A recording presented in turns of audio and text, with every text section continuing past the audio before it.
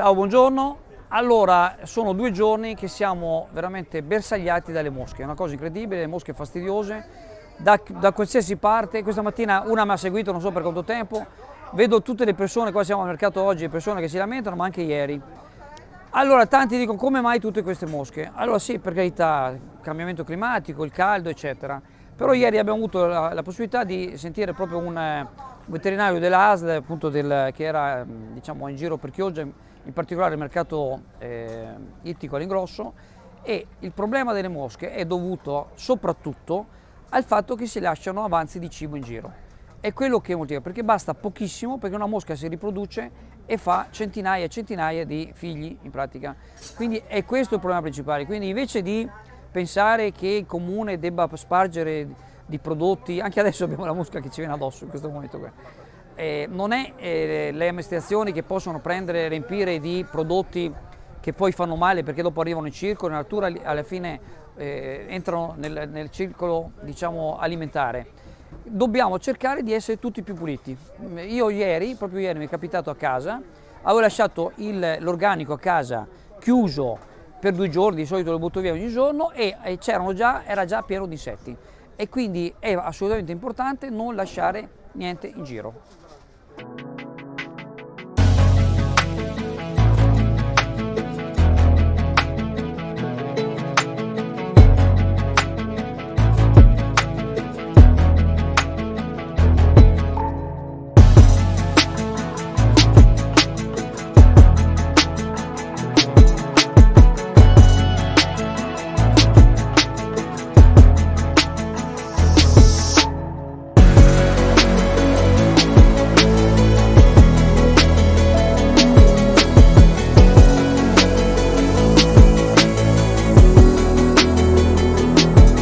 Siamo con Marco Dolfin per Chioggia Azzurra, consigliere regionale. La Regione Veneto ha stanziato 74 milioni in anticipo rispetto al governo per il trasporto pubblico.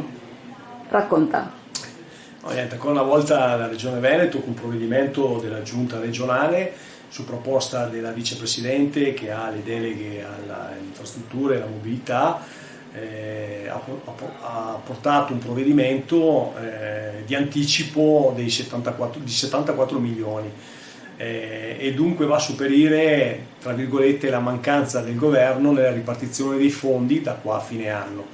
Se non ci fosse questo intervento il servizio sarebbe sicuramente messo a dura prova, ma sicuramente ci sarebbero state delle ripercussioni negative per la tenuta dello stesso servizio e anche da parte degli enti locali ci sarebbero stati dei grossi problemi e dunque ricadute importanti nei confronti negative, nei confronti dell'utenza, dei cittadini e quant'altro e di servizi vari.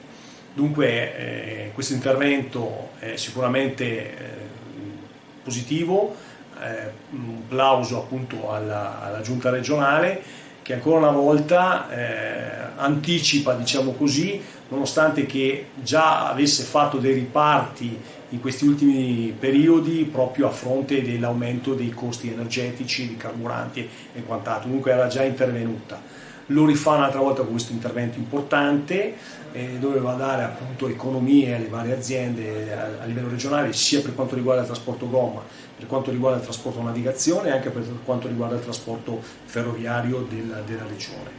Dunque a maggior ragione si dimostra ancora una volta non solo l'efficienza e l'efficacia a livello regionale e su questo mi permetto di essere anche fiero visto che ne faccio parte e porto il mio contributo, ma al tempo stesso ancora una volta la Regione si pone dalla parte dei cittadini che salvaguarda l'interesse appunto della mobilità nei loro confronti.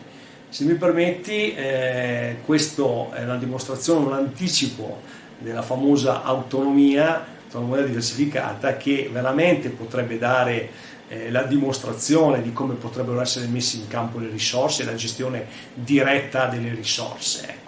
Questo è proprio l'ampia dimostrazione.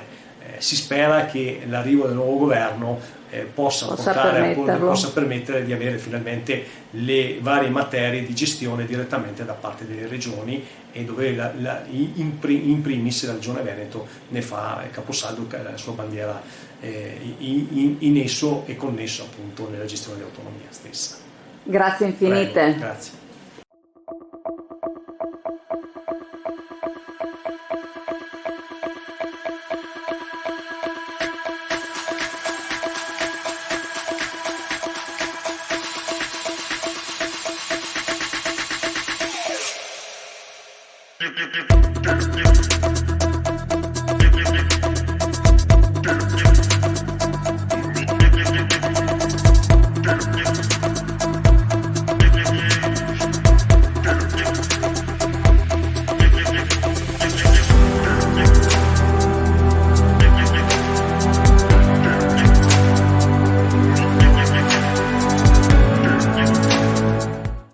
Questa mattina l'assessore all'ambiente della Regione del Veneto ha presentato ai consiglieri della seconda commissione consiliare competente in materia il rapporto sui rifiuti speciali relativi al 2020, elaborati sulla base delle dichiarazioni ambientali presentate nel 2021. In base a questo si evince l'impegno verso l'economia circolare, quella rivolta al riciclo.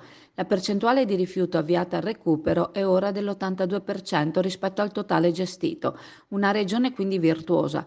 La produzione di rifiuti speciali del 2020 è di 15,6 milioni di tonnellate, di cui il 51% consiste in rifiuto speciale non pericoloso, il 43% in rifiuto da costruzione e demolizione non pericoloso e il 6% rifiuto pericoloso. La pandemia può aver influito anche sul quantitativo di rifiuto, il totale è infatti diminuito, calato del 29% in discarica.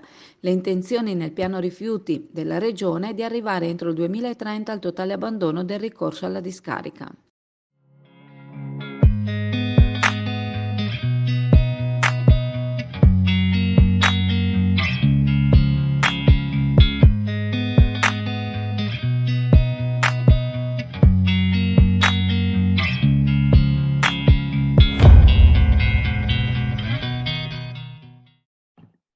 Allora, riprendiamo, è passato molto tempo, voi sapete che come Chioggia Azzurra abbiamo già registrato tramite Zoom e altri sistemi altri nostri concittadini all'estero, in Nuova Zelanda,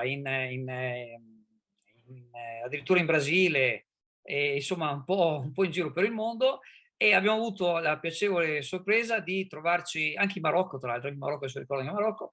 Adesso abbiamo un altro amico che è nei paesi arabi, in pratica a Dubai. Abbiamo in linea Andrea Rossetti. Ciao Andrea. Ciao, come va?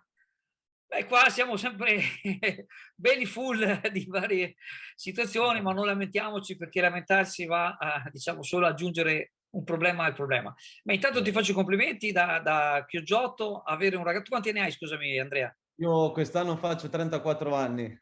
Beh, complimenti veramente, perché il fatto che una persona così giovane e poi da anni sia all'estero e Sì, sono più o meno... praticamente raccontaci così un sunto di quello che hai fatto fino adesso in maniera... L'intervista completa al nostro concittadino Andrea Rossetti, che attualmente è in Dubai e sta per partire appunto per fare un viaggio fino al campo base del Monte Everest. La trovate completa alla fine del telegiornale nell'end screen e poi verrà pubblicata a parte.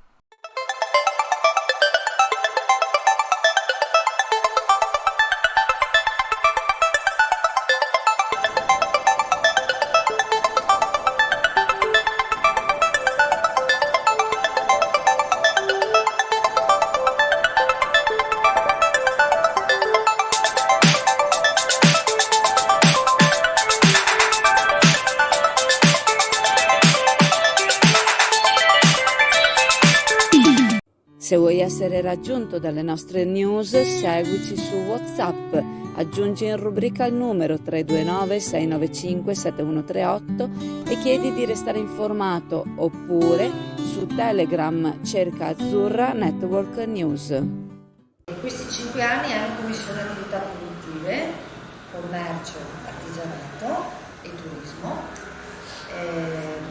E ho fatto un capogruppo di commissione e la vicepresidente di commissione.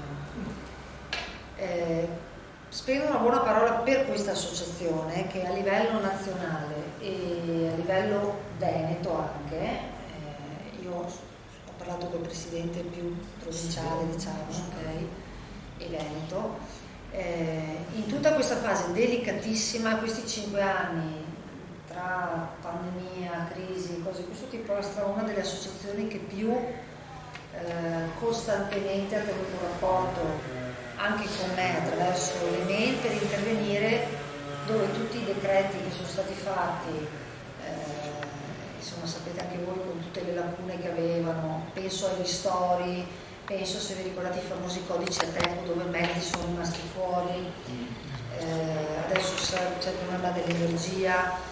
Però è giusto che sappiate che comunque l'associazione che vi rappresenta a livello nazionale, romano, con i parlamentari veneti, ha comunque avuto un filo diretto. Allora, siamo alla CAM, questa che vedete, questa bestia che vedete è una ragosta da 3 kg, questo solo per mostrarvi una parte della, diciamo, della commercializzazione che c'è da CAM, che praticamente è il primo in Italia sia come quantità sia come qualità. Ci sono tantissime varietà di crostacei da tutte le parti del mondo, quindi quando noi vi mostriamo lo spot, quello del negozio, della vetrina, la vetrina è solo una piccola parte, diciamo, del fatturato qui della CAM, che è una delle, diciamo, delle aziende del pesce più grande, non solo di Chioggia, ma praticamente dell'intero territorio nazionale.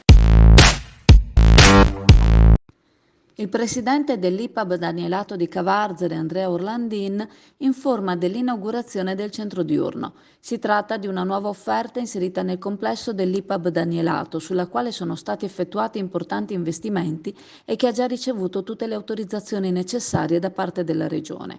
Può ospitare 16 persone anziane con profili di non autosufficienza. I servizi assistenziali saranno analoghi a quelli offerti dalla struttura residenziale.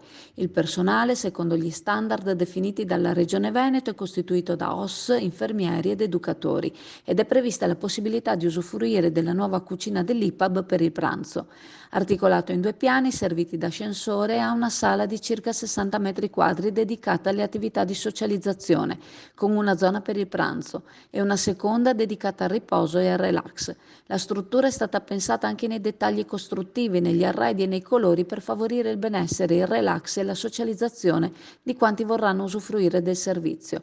Il nastro è stato tagliato dall'assessore Marco Grandi, che ha ricordato il grande impegno dell'amministrazione nel campo del sociale e ha rimarcato il favore con cui vengono accolte le nuove iniziative volte ad accrescere i servizi rivolti alla popolazione.